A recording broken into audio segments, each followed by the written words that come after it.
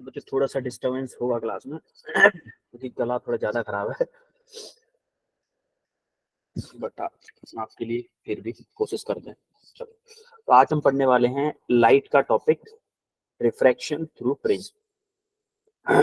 तो refraction through prism पढ़ेंगे और उसके बाद में हम एक चीज और पढ़ेंगे। रिफ्रैक्शन थ्रू प्रिज्म के बाद में एक चीज और पढ़ेंगे, डिस्पर्शन ऑफ लाइट। कि डिस्पर्शन ऑफ लाइट का मतलब होता है कि जैसे किसी प्रिज्म से हम लाइट को पास कर रहे हैं, व्हाइट लाइट मान लो हम देख रहे हैं, व्हाइट लाइट की कितनी लाइट्स का कॉम्बिनेशन होता है बेटा, कितने कलर्स का? सर 7 ऑल 7 कलर्स जो होते हैं उनका कॉम्बिनेशन होता है व्हाइट लाइट। तो व्हाइट लाइट का जब सेपरेशन हो जाता है उसको हम बोलते हैं क्या, डिस्पर्शन ऑफ लाइट। इसको भी पढ़ेंगे आज, और कुछ इससे ही रिलेटेड रिफ्रैक्शन थ्रू प्रिज्म से रिलेटेड कुछ क्वेश्चंस करेंगे। तो आज थोड़ा सा आपको एनर्जी कम दिख सकती है क्योंकि जैसा कि आपको पता है तबीयत खराब है आज, बट कोशिश करेंगे फिर भी। देखो, सबसे पहले प्रिज्म होता क्या है। प्रिज्म बेटा एक होता है ट्रायंगुलर शेप का होता है, जैसे कि आप इसको देख पा रहे हो इसको, जैसे ये ट्रायंगुलर शेप है, ये 2D में नहीं है, 3D में है। ये पीछे की तरफ भी है, एक पीछे की तरफ भी आपको ट्रायंगुलर शेप दिख रहा होगा, दिख रहा है? Yes sir. और ये सरफेस है इसका, एक ये सरफेस है, ये वाला सरफेस है।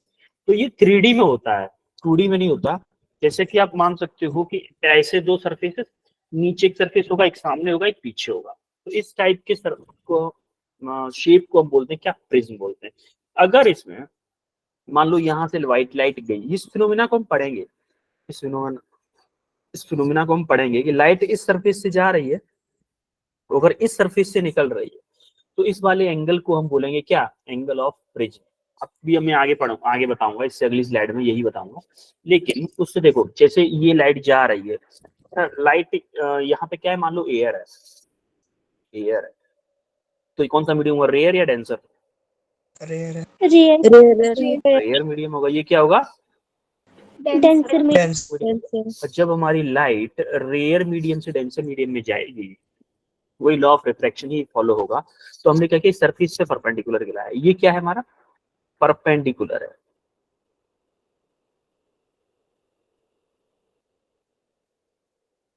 परपेंडिकुलर है किस सरफेस पे, ये जो ट्रायंगल का जो प्रिज्म था, प्रिज्म की उस सरफेस पे परपेंडिकुलर है, या बोल सकते हैं इसका एंगल 90 डिग्री।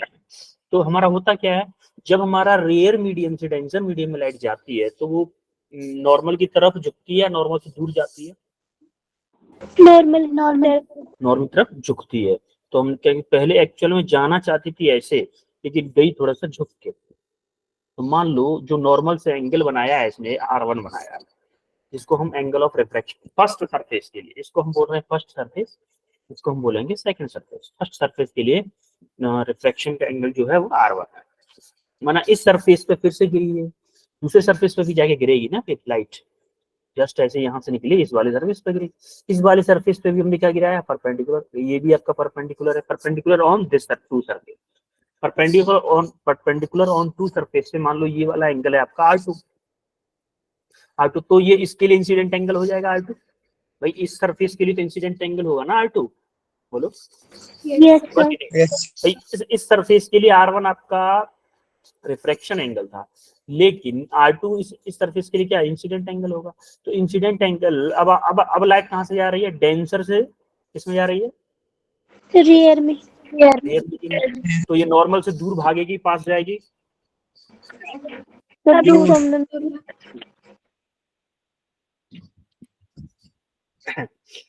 नॉर्मल से दूर भागे। तो इसने क्या किया, लाइट थोड़ी सी दूर भागी रेयर से, उसे नॉर्मल से, जैसे ही नॉर्मल से दूर भागी, इस ई को हम क्या बोलते हैं, एंगल ऑफ इमरजेंसी।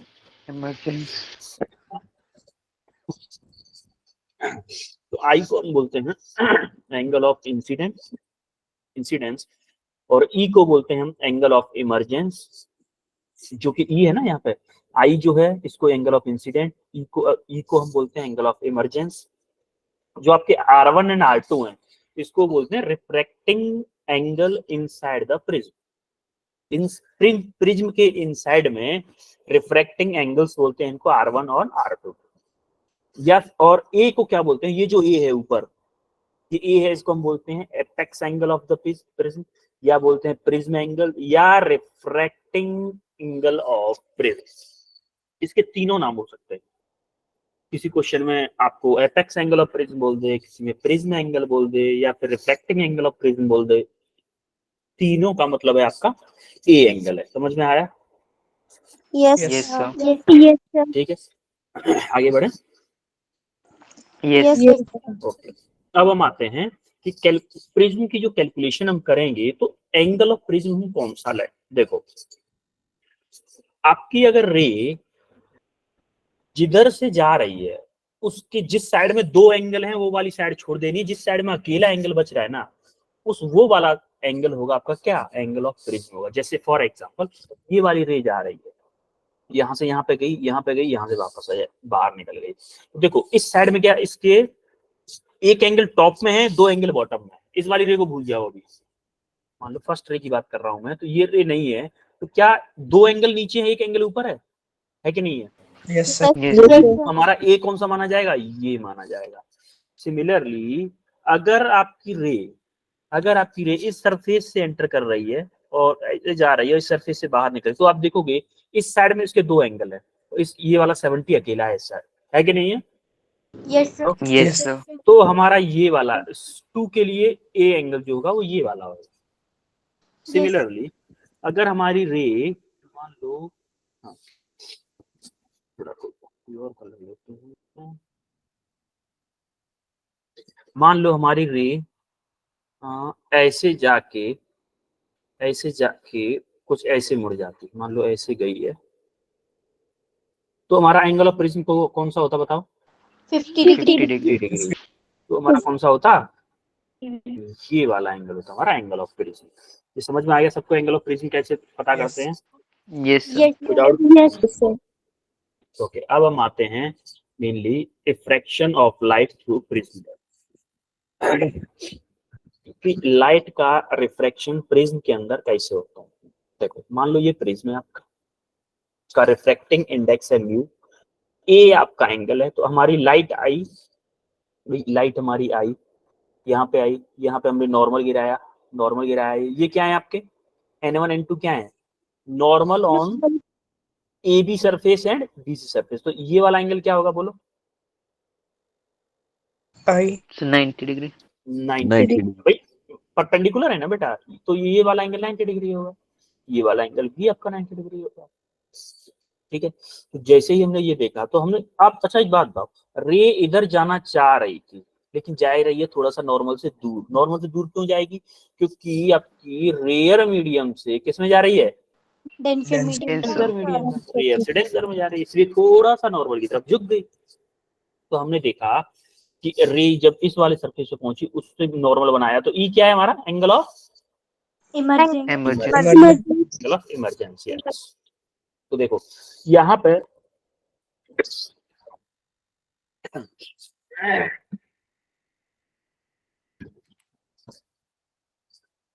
बेटा ये लगा रहेगा आज की क्लास में। तो देखो ये R1 क्या है, R1 क्या था हमारा, बोलो? Angle of refraction. Angle of inside the prism, angle of reflection inside the prism. Similarly R2 भी वही आपका। देखो माना कि ये पॉइंट आपका O है, माना ये वाला पॉइंट O है। अच्छा अब एक बात बताओ, एंगल ऑफ हमारा लाइट का डेविएशन कितना हो रहा है टोटल, इसको चलो, हमारा लाइट का डेविएशन कितना हो रहा है टोटल? लाइट हमारा कहाँ जाना चाह रही थी इनिशियली, लाइट कैसे जाना चाह रही थी, ऐसे जाना चाह रही थी, ब्लू पाथ पर जाना चाह रही थी कि नहीं? Yes, sir. यस फाइनली कैसे गई, फाइनली ऐसे गई है फाइनली, बोलो? Yes, sir. यस सर तो क्या मैं, अगर मैं इस प्रिज्म के रखने से लाइट क्या चेंज हुआ है, क्या लाइट मेरी इतनी डेविएट हुई है? Yes, sir. प्रिज्म के, अगर मेरा प्रिज्म नहीं होता तो मेरी लाइट जाती इधर, और प्रिज्म के होने की वजह से क्या मेरी लाइट इधर इतनी डेविएट हुई है? Yes Yes, sir. किसी को कोई दिक्कत यहाँ तक? No, sir.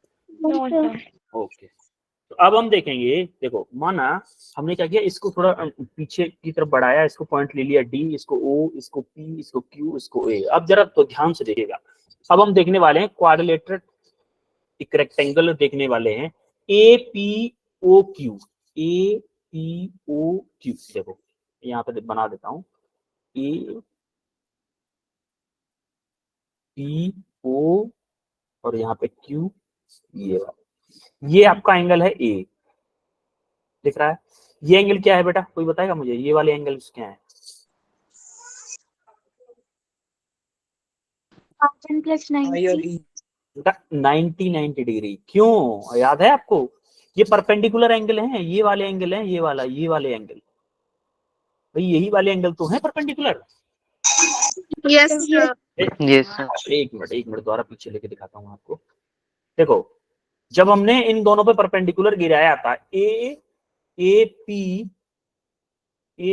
ओ क्यू, यही वाला रेक्टेंगल ले रहे हैं ना, यहां से लेके ये वाला, ये ऐसे वाला रेक्टेंगल ले रहे हैं। तो आप देखोगे ये वाला एंगल भी 90 है मेरा, ये वाला एंगल भी 90 है, तो हमारे ये दोनों ट्रायंगल क्या हो गए, ये वाले दोनों एंगल क्या हो गए, 90 डिग्री के। ये वाला भी कितने का है, 90 डिग्री का। तो अच्छा देखो आपको, अगर ये वाला एंगल मुझे नहीं पता है, ये वाला मान लेता हूं मैं ओ एंगल है, तो आपको अगर याद हो तो हमारा जो रेक्टेंगल होता था उसके चारों एंगल्स का एडिशन कितना होता था, 360. Yes. तो a plus o plus 90 plus 90 equal to 360 होगा कि नहीं होगा, 360 80। तो मेरा a प्लस o कितना आ जाएगा, 90 डिग्री आएगा, वो सॉरी 180। तो हमने इसको मान लिया a plus o equal to equation 1 मान लिया। किसी को कोई दिक्कत यहाँ तक? No, no, sir. अब देखो हम ट्रायंगल लेने वाले हैं ओ पी क्यू, कौन सा, ओ पी और क्यू, ये वाला ओ पी क्यू। देखो एक तो लाइट ये वाली गई है, जो थोड़ा सा टेढ़ी गई है ऐसे, और ये देखो ये वाला एंगल है पी, ये है ओ, ये क्या है हमारा क्यू। अब आप देखोगे इसको, एक ये वाला एंगल है आपका R1, ये एंगल है आपका R1, और ये वाला एंगल क्या है, R2 है कि नहीं है? अब हमें Yes. ये वाला एंगल हमारा ओ, क्या मैं बोल सकता हूँ कि R1 plus R2 plus O equal to 180 degree, बोल सकता हूँ कि नहीं? Yes, sir. यहाँ पे ना लिखते हम, यहाँ लिखते हैं, यहाँ पे थोड़ा सा लिखा हुआ आएगा। तो R1 plus R2 plus O equal to 180 degree. अब यहाँ से हम क्या करेंगे, इसको इक्वेशन 2 मान लेते हैं।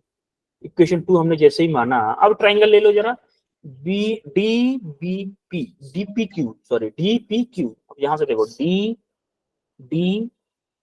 पी और क्यू, ये ऊपर वाला ट्रायंगल, ऊपर वाले ट्रायंगल की बात कर रहे हैं, ऊपर वाले ट्रायंगल की बात। तो हम अब हम ट्रायंगल लेने वाले हैं डी पी क्यू। तो थोड़ा अलग कलर ले लेता हूँ। तो देखो डी पी क्यू ट्रायंगल है हमारा, एक तो ये लाइन है ऐसे करके, और ये। अब हमें ये वाला, एक्चुअली हमें ये डेल्टा चाहिए था, फाइनली तो ये डेल्टा ही चाहिए ना, यस ये कि नहीं, हमें ये Yes, sir. डेल्टा चाहिए। तो आपको अगर ट्रायंगल वाली प्रॉपर्टी का थोड़ा सा ज्ञान हो, तो ट्रायंगल वाली प्रॉपर्टी में होता है कि अगर जो एक्सटीरियर एंगल जो होता है ना, एक्सटीरियर एंगल यानी कि डेल्टा, वो उसके अपोजिट साइड वाले दोनों एंगल्स के सम के इक्वल होता है, अपोजिट साइड के दोनों Yes. एंगल्स के सम के इक्वल होता है। अच्छा ये वाला एंगल मैं कैसे निकालूंगा, आप बताओ, मुझे बता सकते हो? मुझे चाहिए ये वाला एंगल, ये बीच का एंगल, अल्टरनेट एंगल देखो ये वाला एंगल चाहिए मुझे, ये वाला। देखो ये पूरा एंगल 90 है, ये आर है, ये आर है, और ये आर है। तो मैं इसको क्या, और देखो ये अगर आई है, ये वाला अगर आई है यहाँ से, तो मैं इसको क्या बोल सकता हूँ, इस वाले एंगल को So 90 minus R1. 90 minus R1 बोल सकते हो। आई देखो ये वाला मेरा पूरा, देखो इस सरफेस से ये मेरा पूरा 90 है, यहाँ से लेके यहाँ तक 90 है, ये R1 है, ये आर, बेटा ये वाला एंगल भी तो बचेगा ना फिर, ये वाला यस हमें चाहिए अंदर वाला। अंदर वाला एंगल चाहिए। तो यहां से हम कैलकुलेशन करते हैं ना दोनों का, जैसे सिमिलरली इसके लिए भी करेंगे, इसके लिए भी करेंगे, तो हमारा दोनों का बना क्या आता है, I minus R one plus E minus के आर टू। इसमें थोड़ा सा थोड़ा छोटा है ना, इसलिए समझ में थोड़ा सा कम आ पा रहा है। थोड़ा सा बड़ा बनाऊं क्या इसको? कैसे है, कौन सा ट्रायंगल है, डीपीक्यू, डीपीक्यू, ये और ये। अब देखो ये आपकी लाइन ये वाली है, ये जो सरफेस ये वाली लाइन है ना, एक ये वाली लाइन है, तो हमें ये वाला एंगल पता है, ये वाला कितना है हमारा, ये वाला कितना है, R1 है। R1 हमें चाहिए कौन सा, ये वाला एंगल चाहिए, और हमें ये टोटल पता है, ये टोटल पता है, ये वाला टोटल। तो मेरा क्या हो जाएगा 90, देखो 90 माइनस R1 हो जाएगा कि नहीं हो जाएगा, ये वाला टोटल 90 है, टोटल 90 है, टोटल 90 है। 90 में से अगर मैं R1 माइनस कर दूं तो मेरा ये वाला एंगल होगा।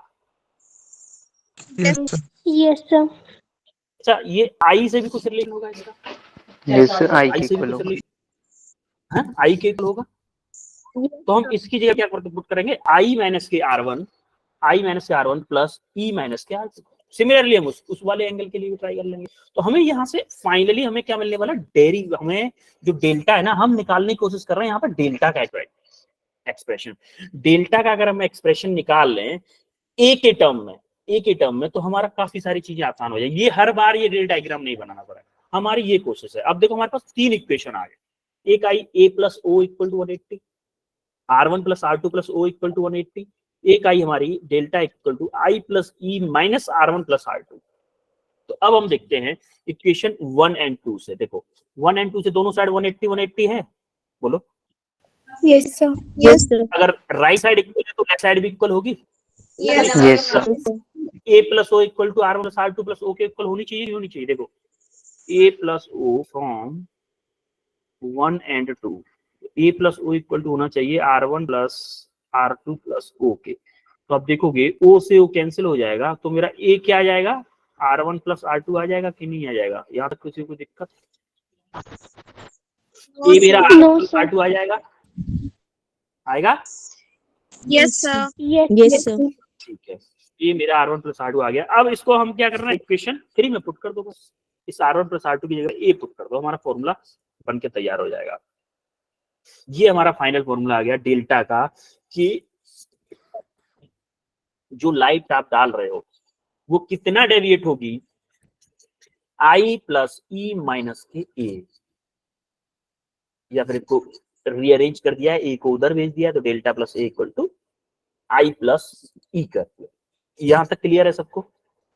Important Yes, sir. फॉर्मूला है, इंपोर्टेंट फॉर्मूला है। yes sir अब देखो द सम ऑफ इस एक्सप्रेशन के बेस पे बोला है, the sum of angle of incidence and angle of emergence is equal to the sum of angle of prism and angle of deviation. यानी कि उसने बोला है कि जो इंसिडेंट एंगल है और इमरजेंस एंगल है, उन दोनों का सम इक्वल टू हो रहा है एंगल ऑफ ट्रायंगल के और एंगल ऑफ डेविएशन के। अरे इसी डेफिनेशन को लिख दिया है बस भाई, इंसिडेंट एंगल और इमरजेंस एंगल का सम क्या इक्वल है एंगल ऑफ ट्रायंगल के और एंगल ऑफ डेविएशन के। Yes, Yes, sir. yes उसी sir को लिख दिया है बस, उसी को थ्योरी में लिख दिया है बस, और कुछ नहीं किया है। बेवकूफ बना रहा है वो, कुछ नया नहीं लिखा है, वही लिखा हुआ है जो है उसमें। क्लियर है सबको? yes, sir. ठीक है, ये Yes, sir. क्वेश्चन करो जरा, Yes, sir. क्वेश्चन करो ये जरा।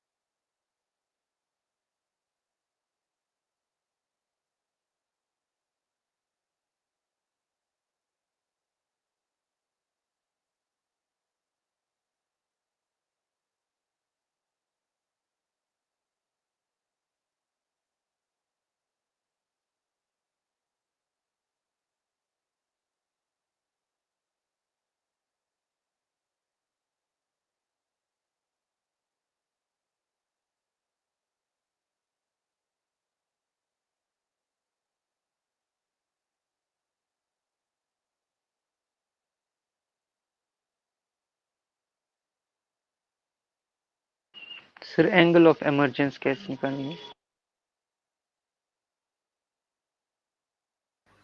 स्नेल लॉ यूज कर सकते हैं। स्नेल लॉ यूज करो, स्नेल लॉ यूज होगा इसमें, करो यूज।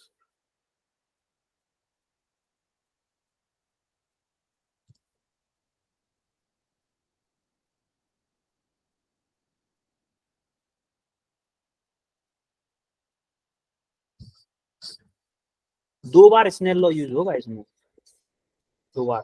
फर्स्ट सरफेस के लिए होगा, फिर दूसरे सरफेस के लिए होगा।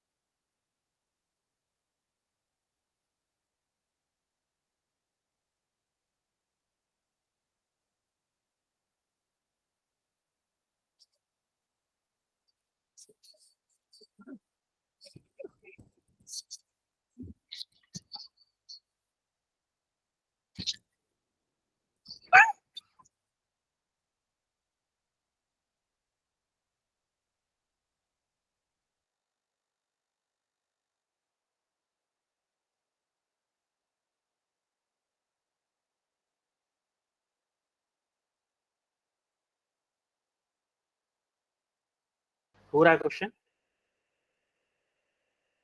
जो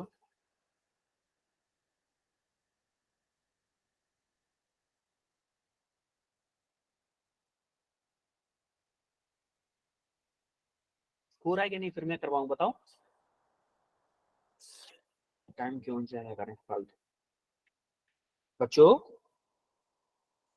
Yes, sir. Yes sir. हो रहा है, हो रहा है। Yes sir. करो करो।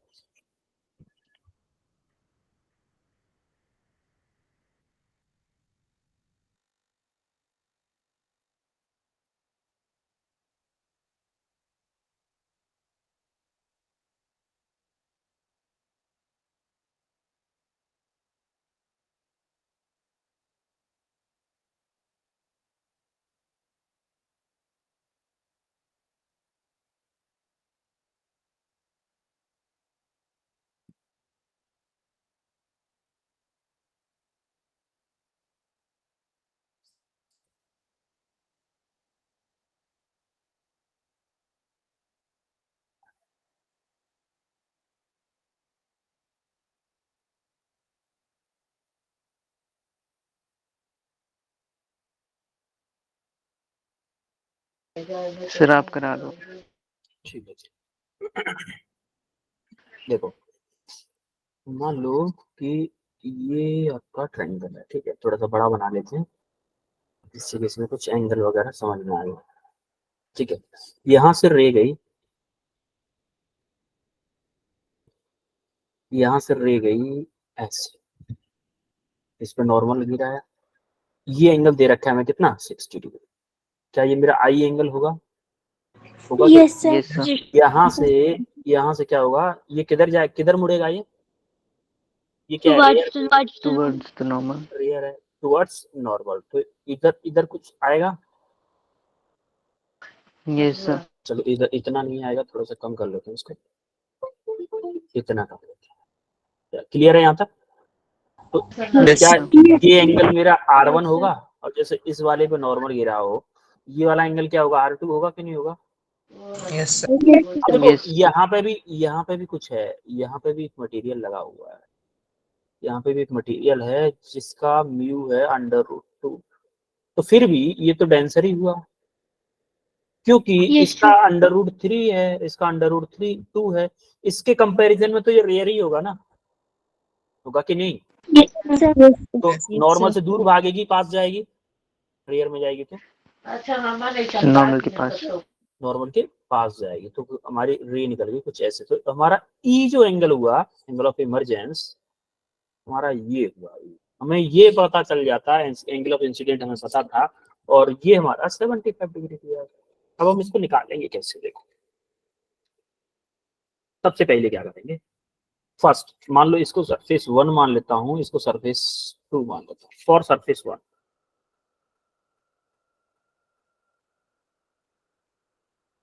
क्या मैं स्नेल लॉ सरफेस 1 पे अप्लाई कर सकता हूं?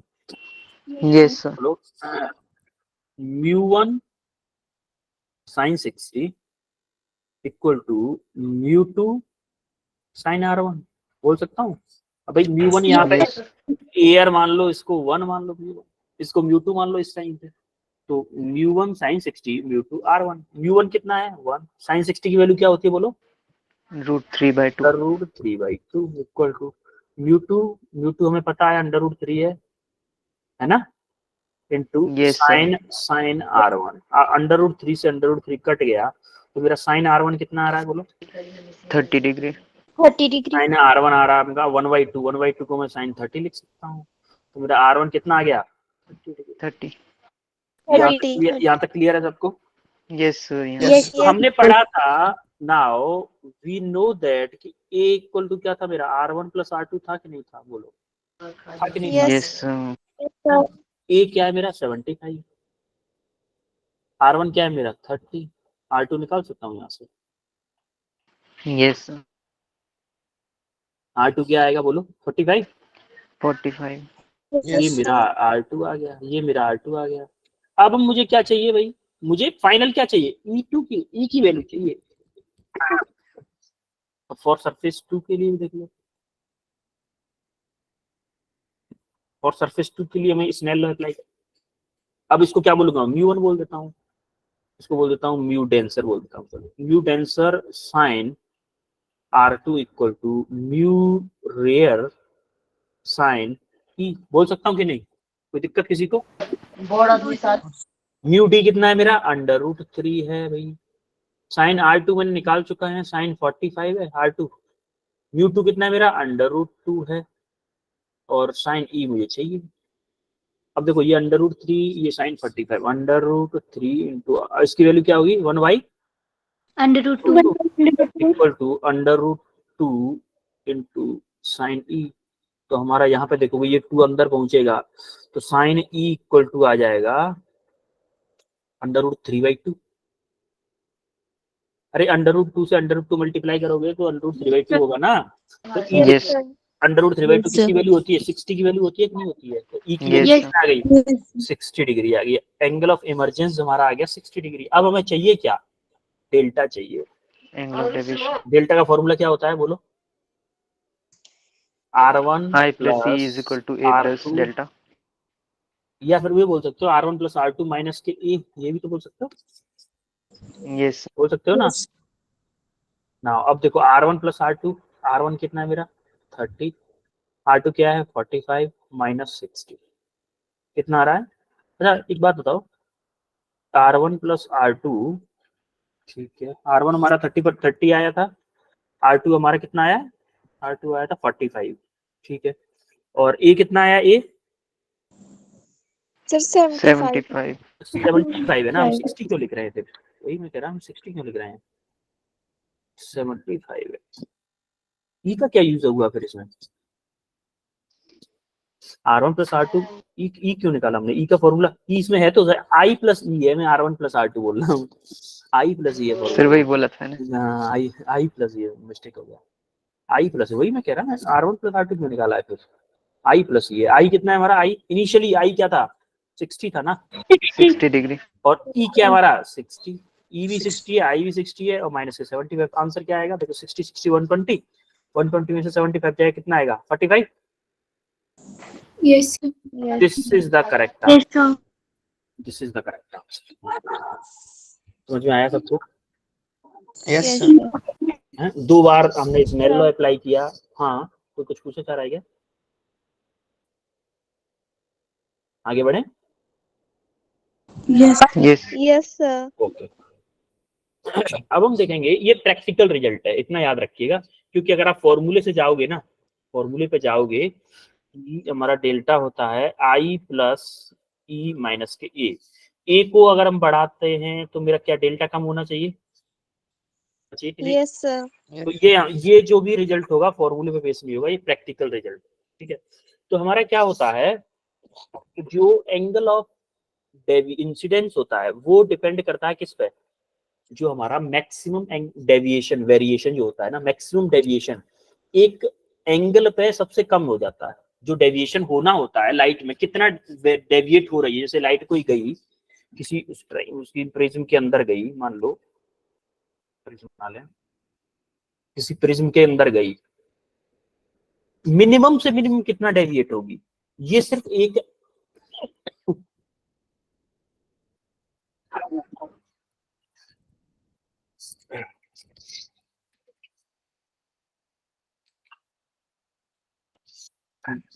सॉरी बच्चों, तो मेरा जब इंसिडेंट एंगल ऑफ डेविएशन के इक्वल हो जाएगा ना, जो सॉरी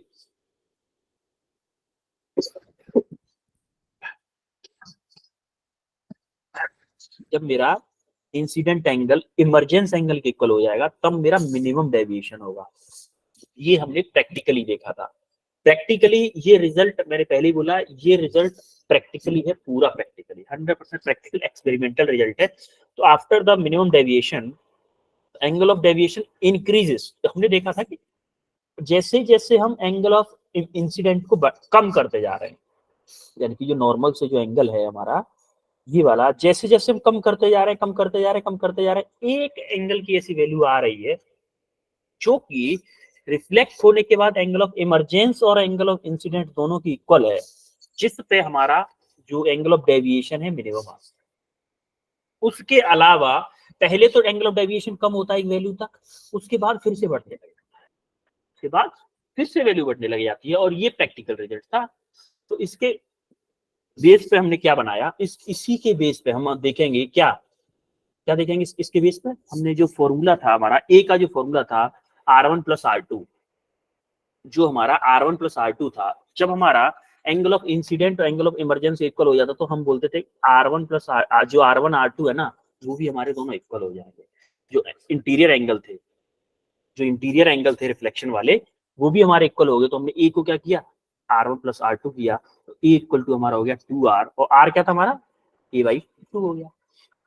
R क्या है हमारा, R जो इंटीरियर रिफ्लेक्शन एंगल थे R1 R2, उसी को हम R बोल रहे हैं। अरे ये वाले एक मिनट, ये वाले Yes. R1 R2, ये वाले R1 R2, इसी को हम R बोल रहे हैं। ये स्पेशल केस है, स्पेशल केस है कि जिस टाइम पे हमारा angle of deviation minimum deviation होगा, वो कंडीशन होगी जब हमारे एंगल ऑफ इमरजेंस और एंगल ऑफ इंसिडेंट दोनों इक्वल हो जाएं, और हमारे जो इंटीरियर रिफ्लेक्शन एंगल थे R1 और R2 वो दोनों इक्वल हो जाएं, तब हमारा क्या होगा, मिनिमम डेविएशन होगा इन रे में मिनिमम डेविएशन होगा। तो हमने उसकी कंडीशन निकाली कि I plus E equal to A plus delta था।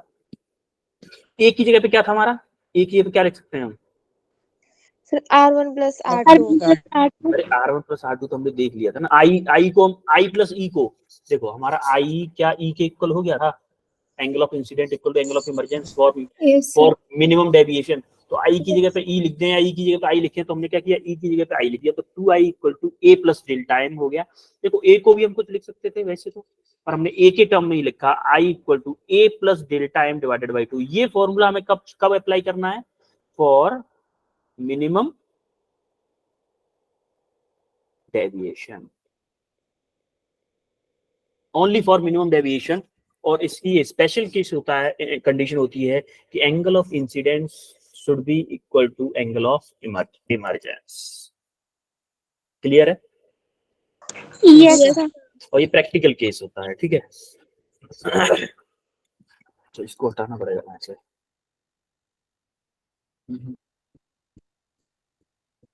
ये तो अब क्या करते हैं, जैसा कि आपको म्यू का फॉर्मूला याद है, sine I upon sine R, Yes, sir. Mu का फॉर्मूला, तो हमने उसी सरफेस के लिए, मान लो उसी सरफेस के लिए हमने म्यू का ये फॉर्मूला लगाया, sine I divided by sine R one, first surface के लिए। आपको याद है अभी अभी जो सरफेस था ऐसे करके, आई हमारा इधर से था, इसका रिफ्लेक्शन एंगल जो था वो आर वन था ना, ये आपका आई था, तो था कि नहीं था, बोलो। Yes. Yes, sir. अभी इस वाले केस में क्या हो गया है, हमारा R1 और R2 दोनों इक्वल हो गए हैं, तो हमने क्या किया, R1 और R2 की जगह पे क्या पुट कर दिया, सिंपली R पुट कर दिया, तो हमारा mu equal to sine I divided by sine R, simple वाला फॉर्मूला बन गया। तो हम इसी म्यू को यहाँ पे पुट कर देंगे, देखो म्यू इक्वल टू, देखो साइन आई की जगह पे क्या पुट कर सकते हैं, ये वाला a plus delta M divided by 2 divided by sine R की, आर क्या हो गया हमारा, देखो यहाँ से आर को a/2 पुट कर सकता हूँ कि नहीं, यहाँ से Yes, sir. आर को मैंने क्या किया, a/2 पुट किया। तो ये फॉर्मूला आपको याद करना, ये फॉर्मूला भी थोड़ा सा इंपॉर्टेंट है, क्योंकि इस पे क्वेश्चन आ जाता है कि मिनिमम डेविएशन करने के लिए हमें जो दूसरा वाला मीडियम होगा वो कि उसका रिफ्रैक्टिव इंडेक्स क्या होना चाहिए, वो पूछ लेता है कभी कभी, तो उसका एक क्वेश्चन करवाऊंगा मैं। अभी ये फॉर्मूला स्क्रीनशॉट ले लो, अभी क्वेश्चन करोगे इस फॉर्मूला, फिर आप बोलोगे सर फॉर्मूला याद नहीं हुआ, अभी याद नहीं रहा मतलब, और इतनी देर में याद भी नहीं होगा।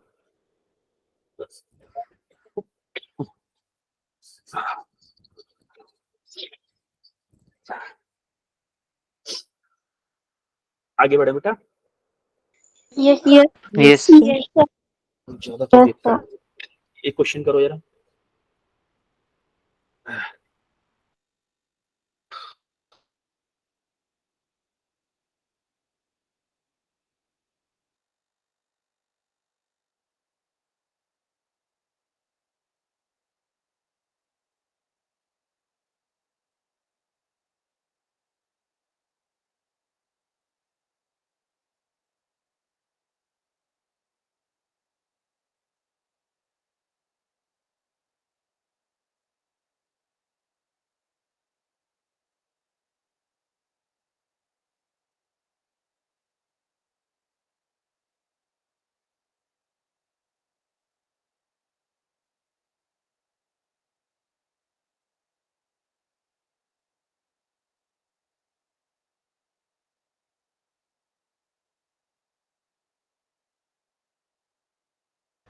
डायरेक्ट फॉर्मूले में वैल्यू डालनी है आपको, डायरेक्ट फॉर्मूले में आप देखोगे refractive index of the prism दे रखा है 0.2, वो सॉरी √2 दे रखा है, और दूसरा वाला म्यू1 आपको ले लो, म्यू1 म्यू2 के टर्म में आपको वो अप्लाई करना पड़ेगा वैसे, अगर म्यू म्यू ही ले लो अकेला, वो ले लो, कोई दिक्कत नहीं है। तो √2 आप कर दोगे, म्यू की वैल्यू हो गई, और आपको दे रखा है refracting angle is 60 degree. Refracting angle मतलब क्या दे रखा है आपको, रिफ्रैक्टिंग एंगल किसकी, The angle of prism. Angle of prism, yes, A की वैल्यू है ये ए की वैल्यू है। आपको पूछा क्या है, मिनिमम डेविएशन डेल्टा पूछा है, और फॉर्मूले में अगर आप देखोगे ना, तो हमारा डेल्टा, ए और म्यू तीन अननोन है, जिससे दो दे दिए, एक आपको पूछा है। क्वेश्चन पूरा बता ही दिया मैंने वैसे आपको, तो आई थिंक आ जाना चाहिए आंसर आप लोगों का।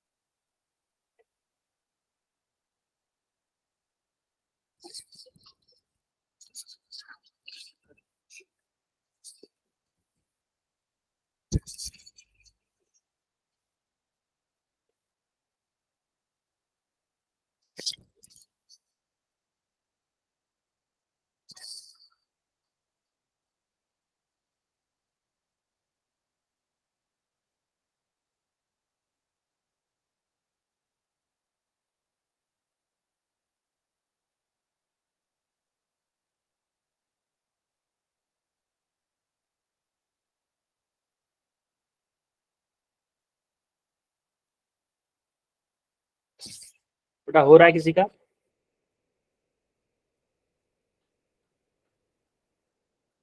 So 30 degree answer.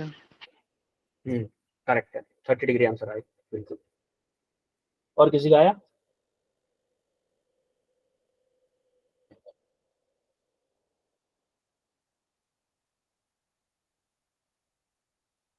Sir 30 degree आया। ठीक है चलो, टाइम भी थोड़ा सा कम है, सॉल्यूशन देखते हैं इसका। देखो आपको म्यू दे रखा है √2, म्यू √2 दे रखा है, और ए दे रखा है आपको क्या 60। फॉर्मूला लगाओ जरा, म्यू इक्वल टू क्या था हमारा, sign Sin A plus delta M upon 2 divided by sin A by 2. Divided by 2 divided by sign Sin A by 2. यही था।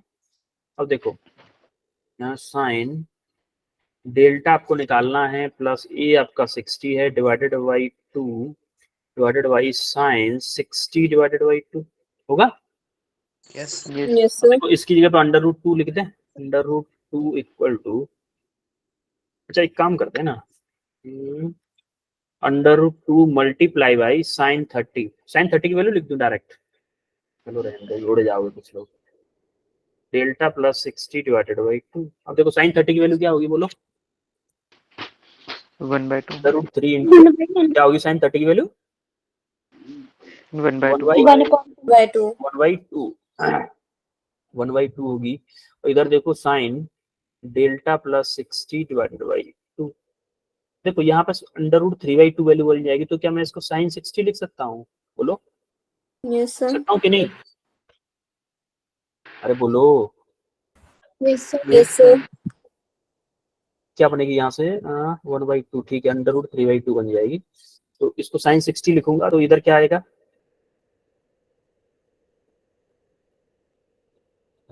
बोलो, अरे इधर यही आएगा। हर्ष आपने कर लिया है ना, हर्ष सर मिक्सर चल रहा है।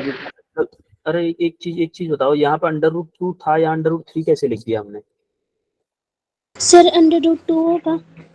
√2 डिवाइडेड बाई 2, तो देखो इसको जब सॉल्व करोगे तो क्या आएगा, यहाँ से बताओ जरा, ये √2 से 2 टाइम्स कट जाएगा, तो 1/√2 बचेगा ना, 1/√2 Yes, sir. 1/√2 किसकी होती है, साइन 45 की वैल्यू होती है ना।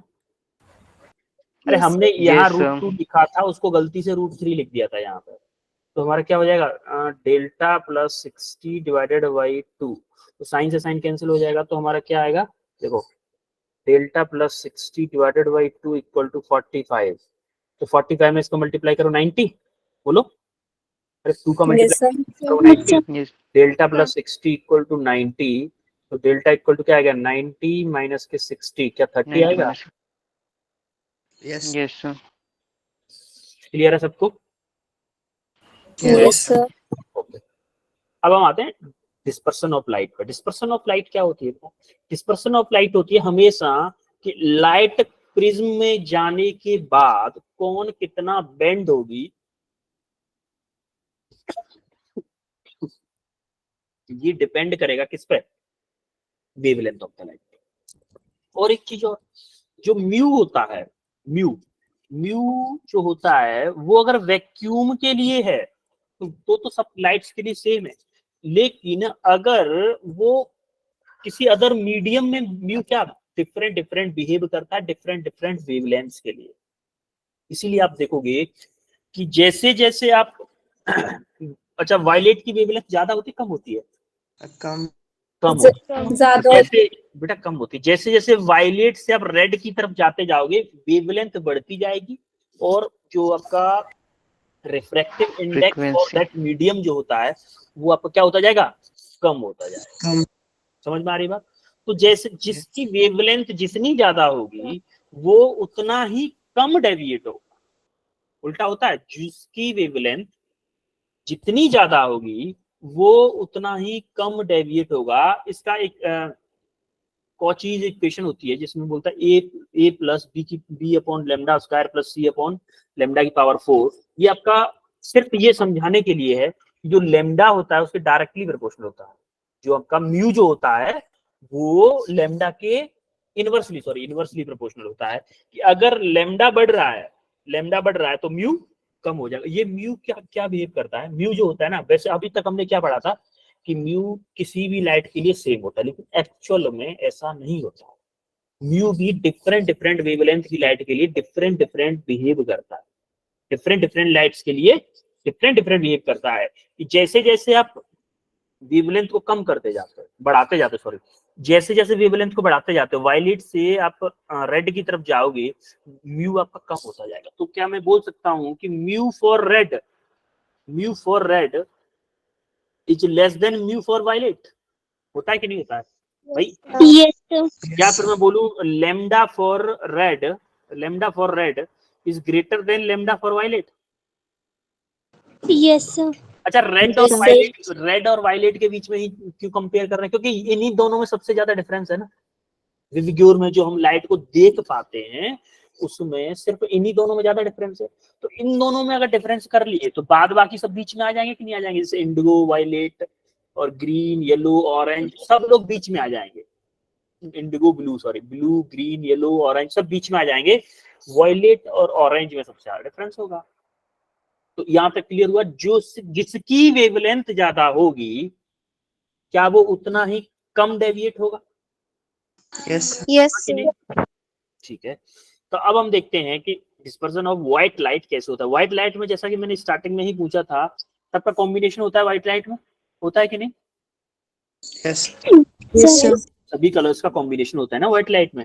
तो अभी हम देखेंगे कि जैसे ही इस प्रिज्म पे हमारी व्हाइट लाइट पड़ी, देखो व्हाइट लाइट पड़ी 7 कलर्स में टूट गई, 7 कलर्स में टूट गई।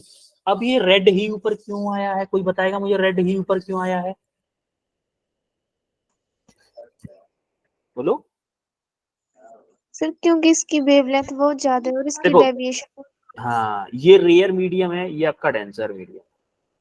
जाना चाहती थी ये लाइट ऐसे जाना चाहती थी, ऐसे जाना चाहती थी, लेकिन थोड़ा सा डेंसर मीडियम में जैसे ही गई थोड़ा सा डेविएट हुई। जिसकी वेवलेंथ सबसे ज्यादा है वो सबसे कम डेविएट होगा। देखो ये इतना डेविएट हुआ और वायलेट वाला इतना हुआ, देख रहे हो?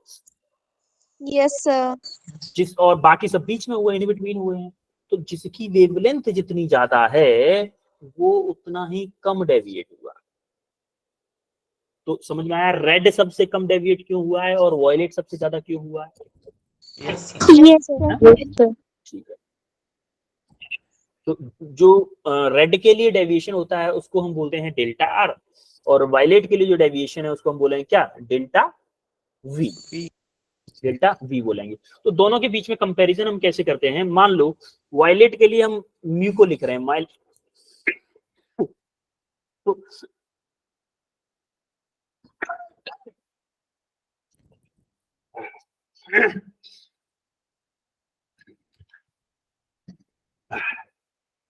इंसिडेंट एंगल तो सबके लिए सेम है, बोलो। यस। यस इंसिडेंट एंगल सबके लिए सेम है। जैसे इंसिडेंट एंगल सबके लिए सेम है तो हमारा आई तो सेम रहेगा, चाहे वायलेट लाइट हो चाहे रेड लाइट हो। हमारा आर चेंज हो जाएगा बस। क्यों चेंज होगा भाई? आर वायलेट के लिए इतना है और इसके लिए इतना है।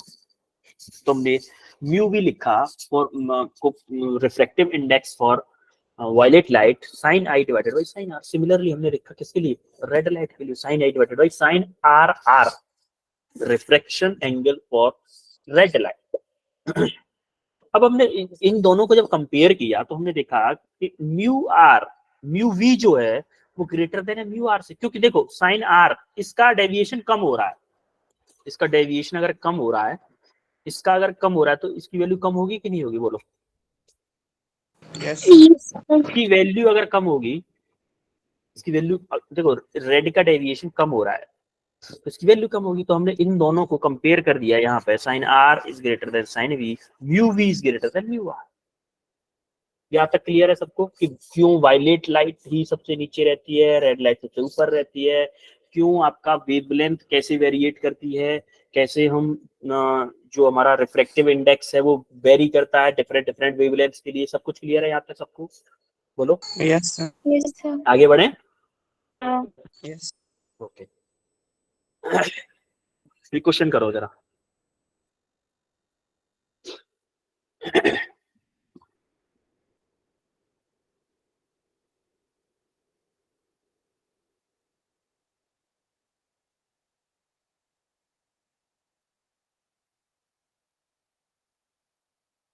अच्छा इसके लिए एक फॉर्मूला चाहिए, वो मैं फॉर्मूला बता दे रहा हूँ कि चलो मैं ही करवा देता हूँ इस क्वेश्चन को, क्योंकि फॉर्मूला अभी आपको पता नहीं है इसका। इसका होता है देखो, white light is passed through a prism of angle 6 degree. ये थिन प्रिज्म के लिए होता है, बहुत छोटा प्रिज्म एंगल दे रखा है आपको, ए की वैल्यू दे रखी है कितनी, 6 डिग्री, 60 लिख दिया मैंने, 6 degree. Refractive indices for red and violet यानी कि म्यू आर दे रखा है 1.6 और म्यू वायलेट दे रखा है कितना, 1.7। क्लियर है यहाँ तक। हमें क्या पूछा है, दोनों के एंगल्स के बीच में क्या पूछा है हमें, दोनों के एंगल के बीच में डेविएशन में calculate the dispersion between them, दोनों के बीच में। तो हम कैसे निकालेंगे, थीटा इक्वल टू, अगर मैं दोनों का अलग अलग निकालूं एक ही साथ निकाल दूं, बताओ बोलो। तो जैसे मैं बोलूंगा म्यू वायलेट माइनस के mu R into A, mu violet क्या है मेरा, mu violet 1.7 minus 1.6 into A, एक की वैल्यू क्या है बोलो, 6 डिग्री। 6 degree. तो यहाँ से कितना आंसर आएगा, 0 पॉइंट, यहाँ से 0.1 बचेगा इंटू 6, तो कितना आएगा 0.6 डिग्री आएगा कि नहीं आएगा। तो दोनों के बीच में जो डिस्पर्सन एंगल होगा ना, दोनों के बीच में जो डेविएशन वाला डिफरेंस होगा वो 0.6 डिग्री का, कितना आएगा 0.6 डिग्री का। तो ये उसका सॉल्यूशन है उसका। आज हमने क्या क्या पढ़ा है बोलो। Diffraction through prism. Refraction through prism और डिस्पर्शन, और क्वेश्चन किए। Yes, sir. Yes, sir. इसमें किसी को कोई डाउट है, No, sir. और क्लियर है बेटा। आज Yes, थोड़ा सा sir. एनर्जी थोड़ी सी कम रही है हो सकता है थोड़ा सा आपको डिस्टरबेंस भी हुआ हो थोड़ा खांसी की वजह से, but I am sorry for that. कोशिश कर रहा हूँ जल्दी से जल्दी सही हो, ठीक है बच्चों। Yes, sir. तबीयत खराब तो सबकी हो सकती है ना बच्चों, है कि नहीं। Yes, sir. Yes, sir. ठीक है, फिर मिलते हैं नेक्स्ट क्लास में बच्चों।